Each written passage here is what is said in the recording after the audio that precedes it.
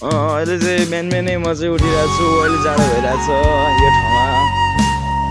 जाडो भएको कारणले गर्दा यस्तो म कम्बल ओढेर हिँडिरहेको छु। यहाँ चप खाएको त आन्टी आन्टी चप छ कि छैन आन्टी? खोइ खाने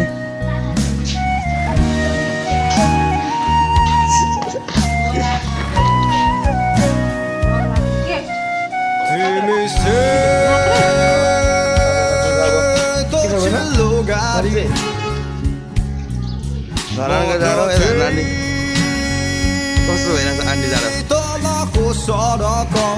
धरानको जाडोमा अब चप खाँदै खाँदै होइन म लागिरहेको छु आफ्नो गन्तव्यतिर। त्यस्तै छ जिन्दगी।